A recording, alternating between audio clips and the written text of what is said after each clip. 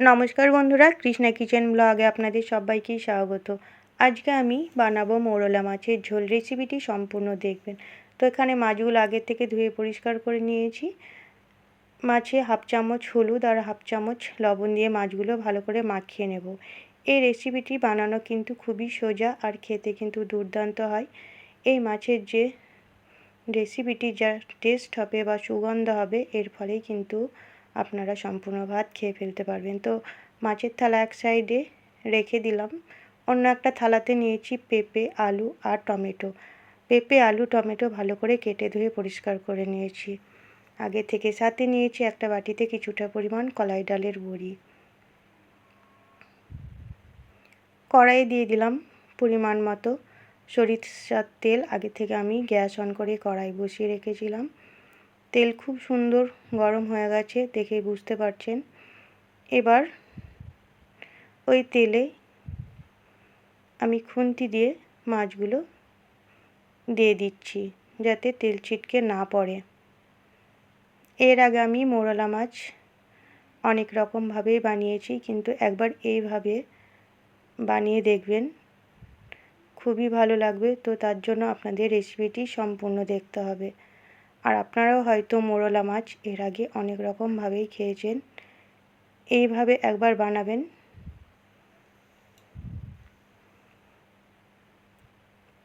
তো সবগুলো মাছ আমি তেলে দিয়ে দিলাম এবং ভেজে তুলেও নেব ভালো করে। তো মাছগুলো আমি তুলে নেওয়ার সময় ভিডিও অফ হয়ে গেছিলো বন্ধুরা, তার জন্য ক্ষমা চেয়ে নিচ্ছি। কড়াই আবার পরিমাণ মতো তেল দিয়ে বড়িগুলো দিয়ে দিলাম। এবার বড়িগুলো ভালো করে ভেজে নেব। এই বড়ি কিন্তু ভালো করে না ভাজলে বন্ধুরা একটা কাঁচা গন্ধ থেকেই যায়। তো বড়িগুলো একটু ভালো করে ভেজে নিতে হবে। তো বড়িগুলো খুব সুন্দর ভাজা হয়ে গেছে। এবার অন্য পাত্রে তুলে নিচ্ছি।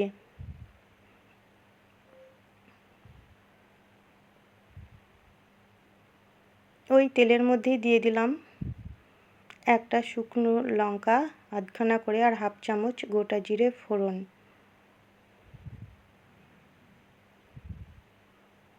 ওই তেলের মধ্যেই কেটে রাখা আলু আর পেঁপেগুলো একসঙ্গে দিয়ে ভালো করে ভেজে নেব।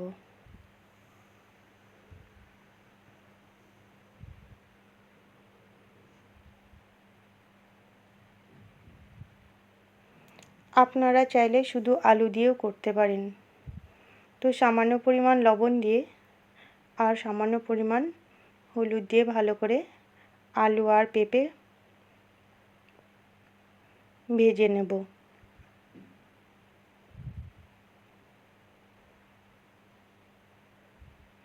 কিছুক্ষণ পর ফিরে আসলাম। দেখুন আলু আর পেঁপে বেশ খুব সুন্দর ভাজা হয়ে গেছে, কালারটা দেখেই বুঝতে পারছেন। তা আরও একটু ভেজে নেব। কিছুক্ষণ ভাজার পর দিয়ে দিলাম কেটে রাখা টমেটো। এবার টমেটো দেওয়ার পর আবার একটু কষিয়ে নেব, যেন টমেটোর কাঁচা গন্ধ না থাকে।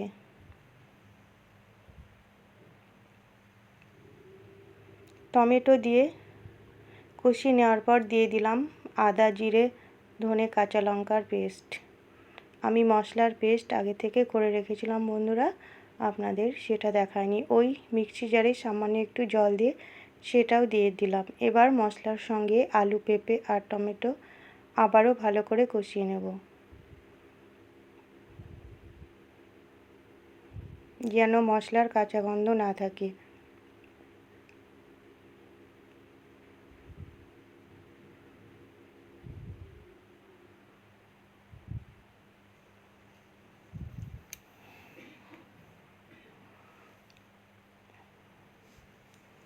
এখানে দেখুন আলু, পেঁপে আর টমেটো মশলার সঙ্গে খুব সুন্দর করে কষিয়ে নিচ্ছি। খুব সুন্দর ফুটছে, দেখে বুঝতে পারছেন।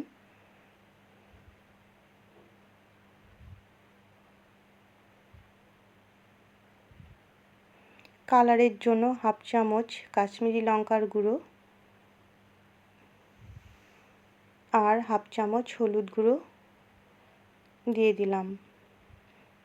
আবারও একসঙ্গে ভালো করে নেড়ে নেব।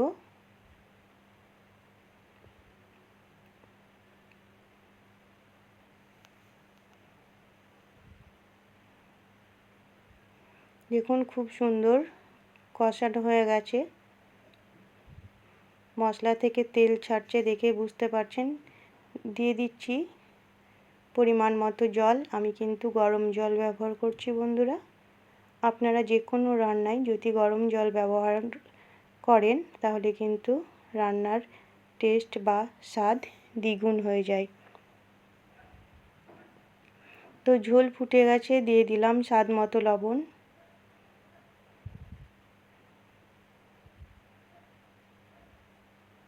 এবার ভেজে রাখা বড়িগুলোও দিয়ে দিলাম। এবার বড়িগুলো আলু, পেঁপে আর টমেটোর সঙ্গে ভালো করে ফুটিয়ে নেব। তো কিছুক্ষণ পর ফিরে আসলাম। দেখুন আলু খুব সুন্দর সেদ্ধ হয়ে গেছে এবং বড়িগুলোও সেদ্ধ হয়ে গেছে।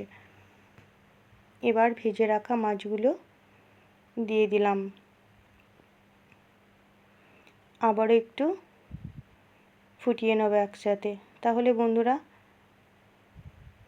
দেখতেই পাচ্ছেন যে এই রেসিপিটি বানানো কতটা সহজ, তাহলে কত সহজে তৈরি হয়ে গেল একটা মাছের ঝোলের রেসিপি।